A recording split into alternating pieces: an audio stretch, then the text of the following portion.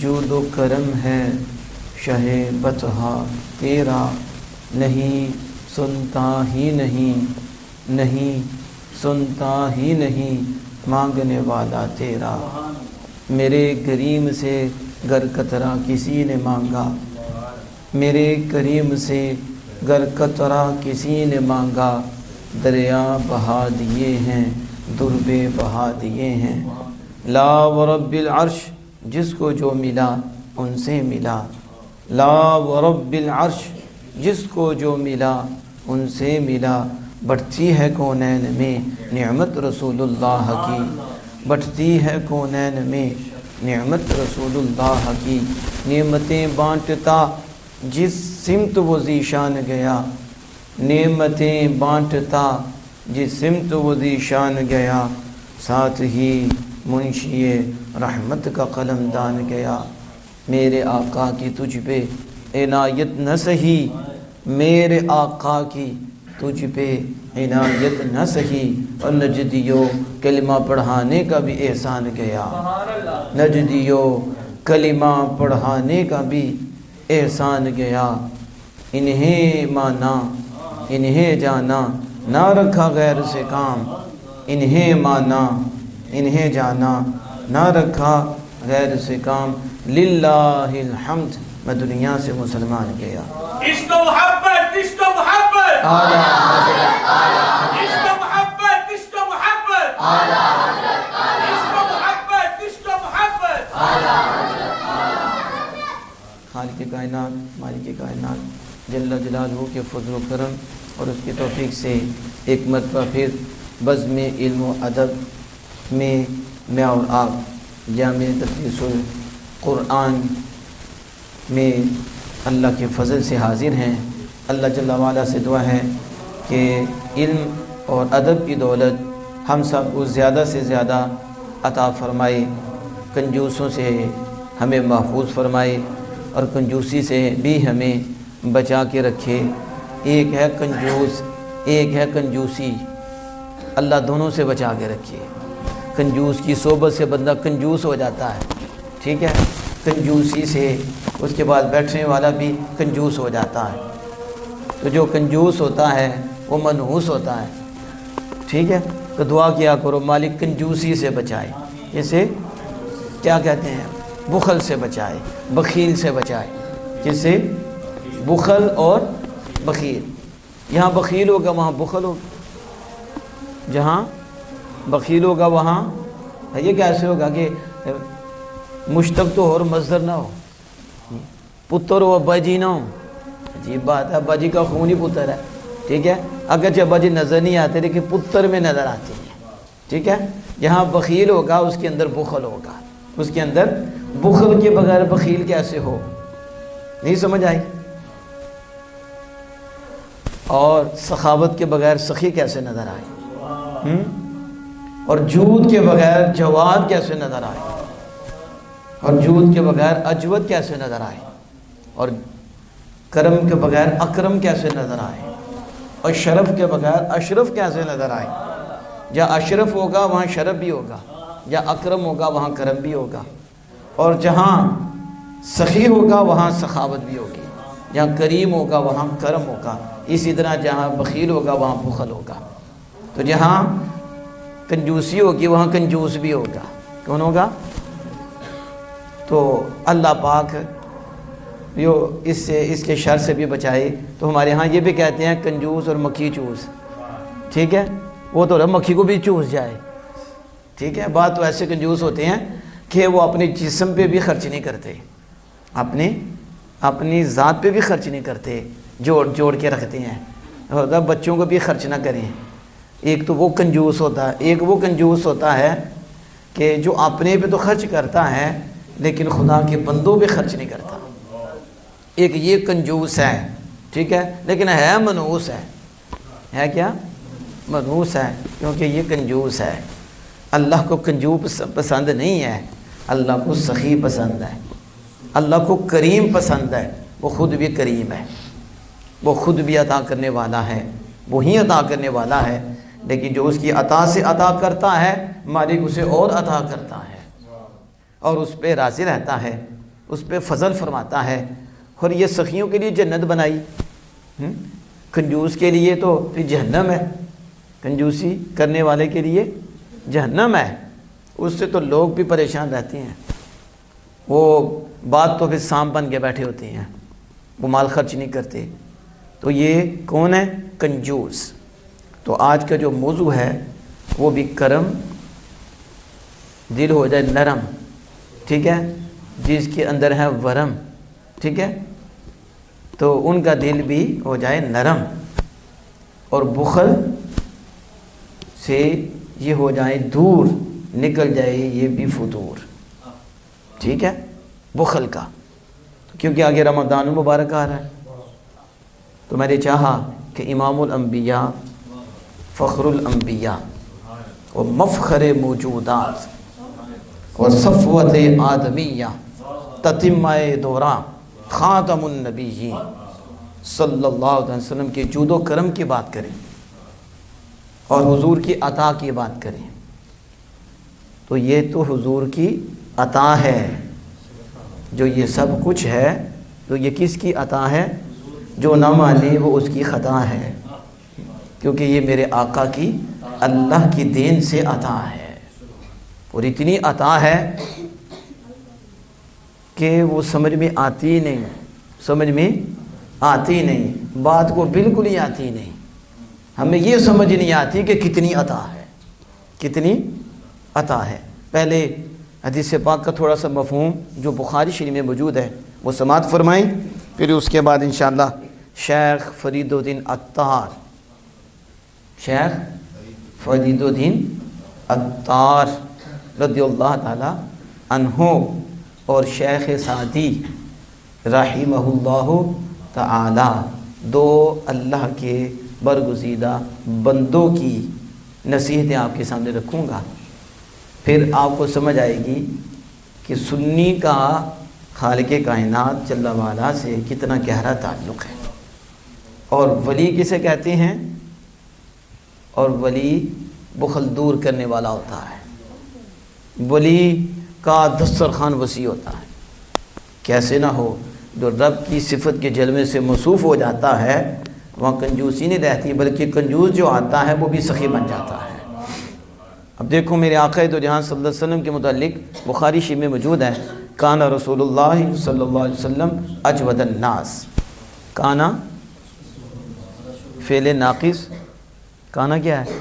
فعل ناقص، جو نہ سمجھے وہ بھی ہے ناقص، یہ فعل ناقص ہے، از افعال ناقصہ، از افعال ناقصہ، افعال ناقصہ میں سے ایک ہے فعل ناقص، اسم کا رافع ہے، خبر کا ناصب ہے، کانا زید قائما، اس لیے کانا رسول اللہ صلی اللہ علیہ وسلم، کانا کا اسم مرفوع رسول، اور رسول مضاف ہے اللہ اس میں جلالت کی طرف، درمیان میں جملہ معترضہ ہے صلی اللہ علیہ وسلم جو دعائیہ ہے، اللہ محبوب خدا صلی اللہ علیہ وسلم پر اپنی رحمت نازل فرمائے، تو درمیان میں جملہ معترضہ، کانا رسول اللہ، تو رسول کس کے تعلق بتا دیا؟ اللہ کے، کانا رسول اللہ صلی اللہ علیہ وسلم، خبر کیا ہے؟ منصوب، خبر اجود الناس، علامت فتحہ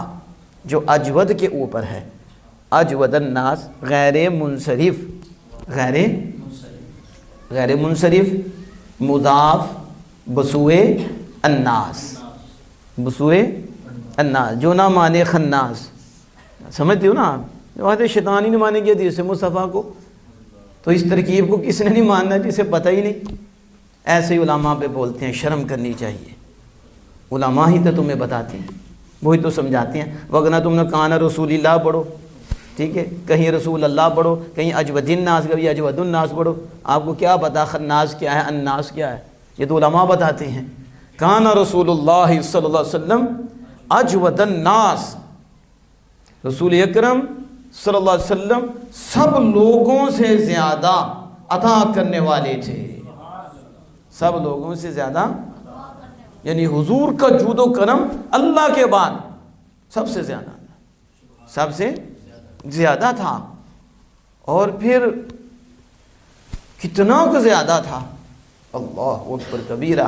اس پہ احادیث مبارکہ شاہد ہیں کہ کتنا حضور کا جود و کرم تھا کہ حضور نے خود ہی فرما دیا اللہ اجود ہے، اللہ سب سے زیادہ عطا کرنے والا ہے، اللہ کی عطا سے پھر میں ہوں جو سب سے زیادہ دینے والا ہوں، سب سے زیادہ عطا کرنے والا ہوں۔ جبریل امین علیہ السلام رمضان المبارک میں آمنہ کے لال صلی اللہ علیہ وسلم سے ملاقات کرتے تھے اور آپ کے پاس آتے تھے، رسول اللہ صلی اللہ علیہ وسلم ان سے ملاقات کرتے تھے، تو پھر جبریل ہر رات کو آتے تھے، رمضان کی ہر رات کو آتے تھے، اور جبریل امین نبی اکرم صلی اللہ علیہ وسلم سے قرآن پاک کا دور کرتے تھے۔ یعنی جبریل پڑھتے رسول اللہ سنتے، رسول اللہ پڑھتے تو جبریل سنتے، یہ دور سنت مصطفیٰ ہے جو رمضان المبارک میں ہوتا ہے کہ حضور کے بعد جبریل آتے۔ کیا شان ہے آمنہ کے لال صلی اللہ علیہ وسلم کی کہ سب فرشتوں کا سردار فرشتہ جو سدرہ پہ ہے، لیکن اللہ نے ڈیوٹی لگا رکھی ہے، میرے محبوب سب سے انمول ہیں، اور یہی تو وہ ہیں جن کے صدقے سب کچھ ہے، اس لیے سب سے اعلیٰ فرشتہ جبریل ان کی خدمت میں حاضر ہو کر محبوب سے دور کرے۔ انہیں کیا پتا حضور کی شان کیا ہے، حضور کا مقام کیا ہے، جن کا دور کرنے والا جبریل ہے، اور وہ جو خود آتا ہی نہیں جب کہ رب کا آرڈر نہ ہو، تو وہ جبریل آتے دور کرتے۔ اور حضور سید عالم صلی اللہ علیہ وسلم کا تو اجوت ہر دن اور ہر گھڑی ہوتا، ٹھاٹھے مارتا جود و کرم، کوئی لمحہ ایسا نہیں تھا۔ بخل تو سوچ بھی نہیں سکتے، اپنے یاروں کے دلوں میں بھی نہیں رہنے دیا، انہیں بھی سخی بنا دیا۔ گھرانہ دیکھو تو سخیوں کا گھرانہ کس انداز میں کہا تھا، وہ حسن مجتبہ سید الاسخیاء، وہ حسن مجتبہ سید الاسخیاء، راکب دوش عزت پہ لاکھوں ثنا۔ تم کہاں پہنچو گے اعلیٰ حضرت کے قریب؟ شیطان آنے دے گا تجھے اعلیٰ حضرت کے قریب؟ نام آل بیت کا لے کے صحابہ پہ بولنے والوں کتو، تمہیں کیا پتا کہ صحابہ کی شان کیا ہے، آل رسول کی شان کیا ہے؟ اعلیٰ حضرت عظیم المرتبت تو امام حسن مجتبیٰ کے متعلق کہہ رہے ہیں کہ سید الاسخیاء، یہ سخیوں کے سردار ہیں، جن کے نواسے سخیوں کے سردار ہیں، نانا جان کی سخاوت کا عالم کیا ہوگا۔ اسے اعلیٰ حضرت نے کہا تھا واہ کیا جود و کرم ہے، حادی ہو گئی، واہ کیا جود و کرم ہے شاہ بطحہ تیرا، نہیں ایک ہی تو لفظ ہے، نہیں سنتا ہی نہیں مانگنے والا تیرا۔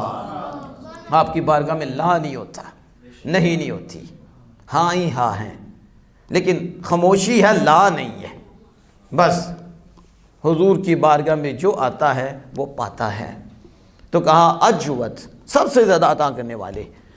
اور پھر جب ماہ رمضان آتا جبریل دور کرتے، ملاقات کرتے، پھر حضور کا جود و کرم اتنا ٹھاٹھے مارتا، اتنا ٹھاٹھے مارتا کہ حدیث پاک کا مفہوم ہے کہ تیز چلنے والی ہوا، تیز یعنی کتنی تیز وہ ہوا ہے جس کے ساتھ آمنہ کے لال کی جود و کرم کو تشبیہ دی گئی ہے۔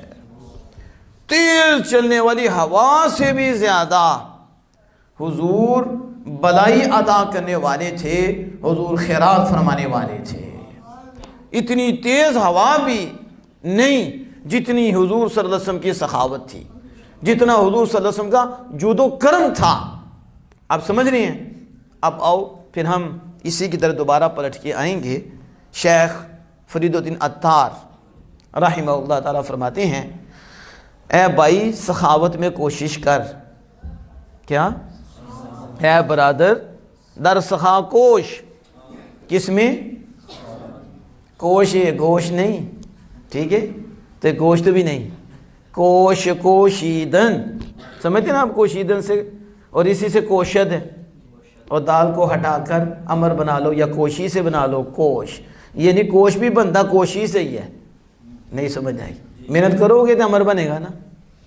کوش محنت کر اور جہاد کر، کس میں؟ سخاوت میں۔ رامنا نہیں سخاوت ہوندی، وہ اونچے لوگ ہیں، تمہیں لڑنا پڑے گا، یہ کہے گا نہ کرو، شیطان ساتھ ہے بس فقیر ہو جاؤ گے، غریب ہو جاؤ گے، کہ تو وہ گئی فقیر ہیں، تیری مان کے واقعی فقیر ہی ہونا ہے۔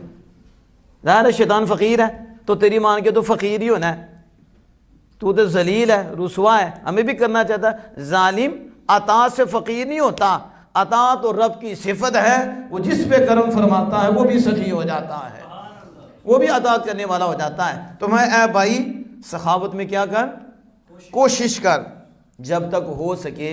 سختی کے بعد، سختی کے پیچھے پھر کیا ہوگا، تو نرمی پا جائے گا۔ کیا پا جائے گا؟ جب تو سختی میں جیسا بھی ہو تو اللہ کی راہ میں خرچ کرے، مالی اعتبار سے بھی فائدہ دے، جسمانی اعتبار سے بھی سخاوت کرے، پند و نصائح کرے، خیر خواہی کرے۔ یہ نہیں ہے کہ صرف مال دینے ہی سخاوت ہوتی ہے، اس سے بڑی سخاوت تو علم ہے، وہ دولت جس کے ملنے سے رب مل جائے، جس کے آنے سے رب کے مصطفیٰ مل جائیں، آنکھیں ٹھیک رہیں، دماغ ٹھیک رہے، بندہ بیٹھا یہاں ہو حاضری بارگاہ مصطفی میں لگ جائے، ایسی دولت مل جائے۔ تو فرمایا تکلیف کے بعد، سختی کے بعد تو نرمی پا لے گا۔ کیا پا لے گا؟ اور سخاوت میں بہت کچھ ملتا ہے۔ سخاوت میں دیکھو خدا راضی ہو جاتا ہے، غضب نہیں فرماتا اس پہ، کیونکہ وہ اللہ کی مخلوق کو فائدہ پہنچانے والا ہے، اس کے جسم سے بھی فائدہ پہنچتا ہے، اس کے مال سے بھی فائدہ پہنچتا ہے۔ تو جب مخلوق کو فائدہ پہنچتا ہے، مخلوق دل سے دعائیں دیتی ہے، مخلوق خوش ہوتی ہے، علماء کی تعاون، والدین کا تعاون، بڑوں سے تعاون، چھوٹوں سے تعاون فائدہ ہی دیتا ہے، فائدہ ہی دیتا ہے۔ تو جو ایسا ہو اس پہ پھر رب کرم فرماتا ہے، اس پہ مہربانی فرماتا ہے۔ تو کہا بھائی جب تک تو کیا کر، سخاوت میں کوشش کر، سختی کے بعد نرمی پالے گا۔ پھر فرمایا باش پہ وسطہ جواں مرد اے اخی، زاں کے نبوت دو زخی مرد سخی۔ جملہ سنو، اور میں سمجھتا ہوں کہ یہ جملہ سونے کے پانی سے لکھنا چاہیے۔ آپ فرماتے ہیں اے بھائی ہمیشہ سخی رہ، ہمیشہ، تو میں کیا کہتا ہوں، اے بھائی ہمیشہ سخی رہ، سکھی رہ۔ کیا؟ سخی سکھی ہوگا، سخی کیا ہوگا؟ کنجوس کو سکھ، کنجوس تو ہر وقت مال علی دیکھے گا، پریشانی ہوگا مال چوری نہ ہو جائے، مال کم نہ ہو جائے، وہ تو مال کا ہی غم ہے، وہ تو اسی میں مر رہا ہے، اور سخی تر رہا ہے کہ اس پہ رحمان کی نظر عنایت ہے اور وہ سخاوت کر رہا ہے۔ فرمایا اے بھائی ہمیشہ سخی رہ، جواں مرد رہ۔ کیا رہ؟ جواں مرد سمجھ دیو، اتنی جواں مرد کے 16 سال دا ہو گئے تو جواں مرد ہو گیا ہے۔ کیا ہو گیا؟ 80 سال دا بابا بھی ہو غلام مصطفیٰ تو جواں مرد ہی ہے، ہو عطا کرنے والا، جواں مرد ہے۔ کہا بھائی کیا رہ؟ جواں مرد۔ ایک وقت تھا کہ سید الطائفہ حضرت جنید بغدادی رضی اللہ تعالی عنہ اور اولیاء کا جم غفیر، اولیاء کا جم غفیر، جس میں اولیاء کے سردار حضرت جنید بغدادی بھی ہیں رضی اللہ تعالی عنہ، اور ان میں شیخ ابو حفص الحداد رضی اللہ تعالی عنہ بھی، جو اجمی تھے، عربی نہیں تھے، جو اجمی تھے عربی نہیں تھے۔ اب وہ شیخ بھی موجود تھے۔ جب شیخ حضرت جنید بغدادی رضی اللہ تعالیٰ عنہ سے سوال ہوا حضور بتائیں فتوت کیا ہے، جواں مردی کیا ہے، تو آپ نے فرمایا اس کا مفہوم تھا نیکی کرے، نیکی کرے لیکن اپنی طرف منسوب نہ کرے، یعنی نیکی کرے اور یہ نہ کہے کہ میں نے کی ہے، میں نے، اس سے کہتے ہیں جواں مرد۔ اور جب حضرت شیخ ابو حفص حداد رضی اللہ عنہ کی باری آئی، کہا آپ بتاؤ جواں مردی کیا ہے؟ آپ نے کہا شیخ نے جو کہا احسن کہا، شیخ نے بہت اچھا کہا، لیکن میرے نزدیک جواں مردی یہ ہے کہ انصاف مانگے تو انصاف دے، لیکن خود انصاف نہ مانگے، خود انصاف نہ مانگے۔ کون یہاں پہنچے گا ولیوں پہ بولنے والے کتوں، تمہیں کیا پتا ولیوں کی شان کیا ہے؟ وہ تو کہتے ہیں نیکی کر کے اپنی طرح منسوب نہ کرے، اور شیخ کہتے ہیں بدلہ تو دے کوئی مانگے تو انصاف دے، لیکن اسے مار مار کے لال بھی کر دے پھر بھی انصاف نہ مانگے۔ مارو مارو منو مار مکاو، میں درد بول نہ لیاواں، میں اس سکھ نو چلے پانا۔ مارو مارو منو مار مکاو، میں درد مول نہ لیاواں، جس دکھ وچ سونا راضی اس سکھ نو چلے پاواں۔ ایکو خواہش محمد بخشا بوئے یار دے مر جاواں۔ یہ ولی ہیں، ان کی سخاوت کا کیا کہنا؟ یہ تو دیتے ہی دیتے ہیں اور سہتے ہی سہتے ہیں۔ یہ جوان مردی سے ہمیں جوان مرد حضور تاتا کج بخش رحمۃ اللہ یاد آئے، اور ان کی کشف المحجوب سے میں نے ایک اقتباس آپ کے سامنے رکھ دیا کہ اولیاء کے ہاں جوان مردی کیا ہے۔ اور شیخ فرماتے ہیں اے بھائی جوان مرد ہمیشہ رہ، ہمیشہ سخی مرد رہ۔ کیوں؟ سنو ذرا کیوں؟ کہتے کیونکہ سخی مرد دوزگی نہیں ہوتا۔ نہیں سمجھے آپ کیا کہتے ہیں؟ کہتے ہیں مرد سخی دوزخی نبوت۔ کہتے ہیں میں کیوں کہہ رہا ہوں بھائی ہمیشہ سخی رہ، ہمیشہ عطا کرنے والا رہ، ڈاکو نہ بن، کنجوس بھی نہ بن، لٹیرا بھی نہ بن، اور مالوں پہ قبضہ بھی نہ کر، اور اللہ کا مال جو اللہ نے دیا ہے تمہیں اللہ کے نام میں خرچ کرتا رہ، دل کو کشادہ رکھ۔ کیوں؟ کہا دوزخ سخیوں کے لیے نہیں، کیونکہ مرد سخی دوزخی نہیں ہوتا، کیونکہ مرد سخی دوزخی نہیں ہوتا۔ اور پھر آپ پتہ کیا فرماتے ہیں؟ در رخ مرد سخی نور و صفاست، زاں کے در جنت قرین مصطفیٰست، صلی اللہ تعالی علیہ وسلم۔ فرماتے ہیں مرد سخی کے چہرے میں، مرد سخی کے چہرے میں نور و صفا ہے، اس کے چہرے میں نور نظر آئے گا، اس کے چہرے میں صفا نظر آئے گا۔ پہلے آمنہ کے لال کی محبت کا نور ہو، پھر سخاوت کا نور ہو، تو چہرے پہ ضرور ہوگا، چہرے پہ ضرور ہوگا، اس کا چہرہ روشن ہوگا۔ بخیل تو دوروں بخیل دیکھے تھے وٹ پہ ہوں گے کہ کوئی مانگنے تو نہیں آ گیا، کوئی لینے تو نہیں آ گیا، کوئی مدرسے کے لیے تو نہیں آ گیا، کوئی مسجد کے لیے نہیں آ گیا۔ دوروں کیا دو کہ چودھری صاحب مر گئے دینے، وہ نہیں سمجھ آ رہی ہے کہ نہیں؟ بخیل کے تو 12 بج جاتے ہیں جب اسے پتا چلی ابا جی آ گئے ہیں، انہیں کوئی ٹینشن ہے، کوئی پریشانی ہے، کوئی مال دینا پڑے گا، اماں جی آ گئے ہیں۔ وہ تو رب کا بندہ نہیں، وہ تو مال کا بندہ ہے، وہ کر رہا ہے دندہ، تو اب اسے تو پریشانی ہو جاتی ہے۔ سخی کا دروازہ کھلا ہوتا ہے، کوئی آئے تو صحیح، رب کرم تو فرمائے، کوئی آئے میرے دسترخوان سے کھائے۔ بلکہ آنا تو دور کی بات ہے، وہ خود ہی چلے جاتے ہیں اور جھا کر نوازتے ہیں، انہیں پتہ ہے کہ رب کتنا راضی ہوتا ہے۔ شیخ فرماتے ہیں سخی مرد کے چہرے میں نور و صفا ہوتا ہے، اور پھر فرماتے ہیں اور یہ بھی سنو کہ جو سخی ہوتا ہے وہ جنت میں آمنہ کے لال کا ساتھی ہوتا ہے، اور وہ جنت میں حضور کا ساتھی ہوگا۔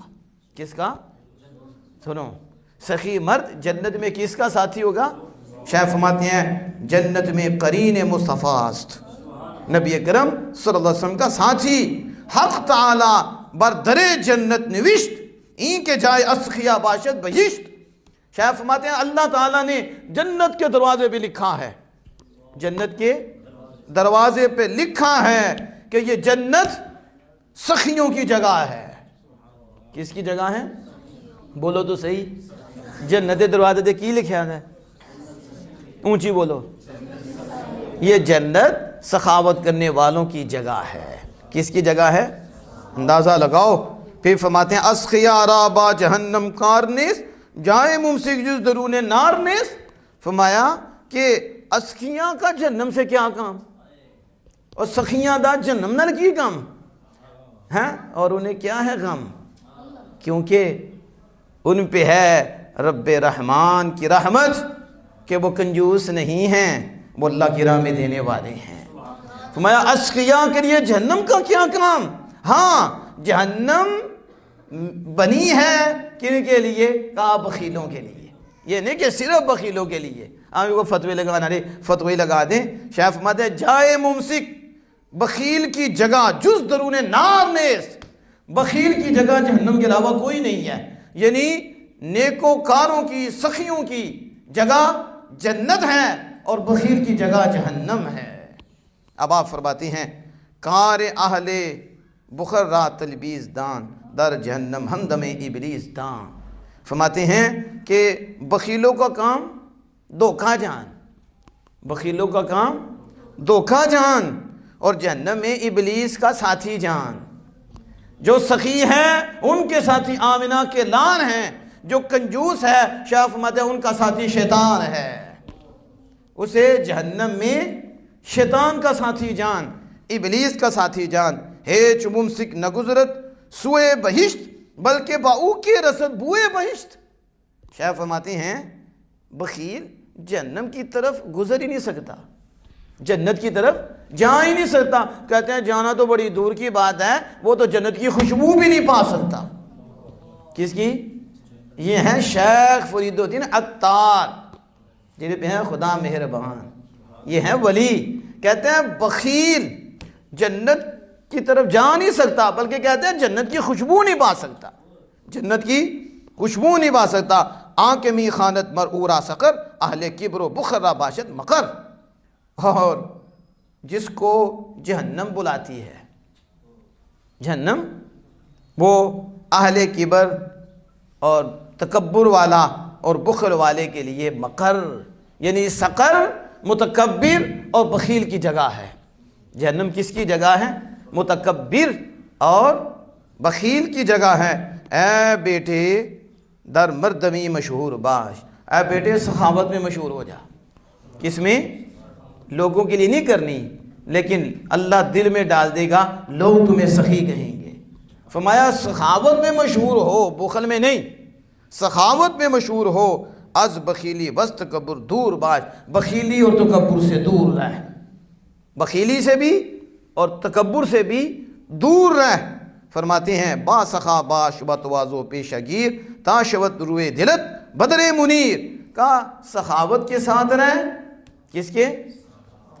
اور تواضع کو پیشہ بنا لے۔ دیکھو نا سخاوت کر کے ٹکار نہ مار جائے، ٹھیک ہے؟ سخاوت کر کے کہ میں بڑا ہوں کہ تیرے نال دے اور بڑے ہیں، نظر ہی نہیں آئے کہاں کے، کہاں فرعون کہاں نمرود کے۔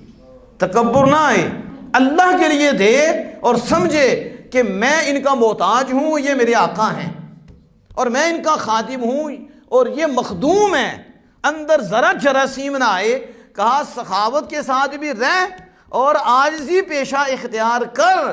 یعنی شیخ ہے نا تو ساری دعائیاں دے رہے ہیں کہ صرف سخی نہیں، سخی وہ ہوتا ہے جن کا دل بھی سخی ہوتا ہے، جس کا یہ نہ ہو دل میں شیطان اوپر سے ہاتھ کھلا، ٹھیک ہے؟ یہ نہیں، دے بھی اللہ کے لیے اور متکبر بھی نہ ہو، تواضع اختیار کر۔ تا شود روئے دلت بدر مریر، تاکہ تیرا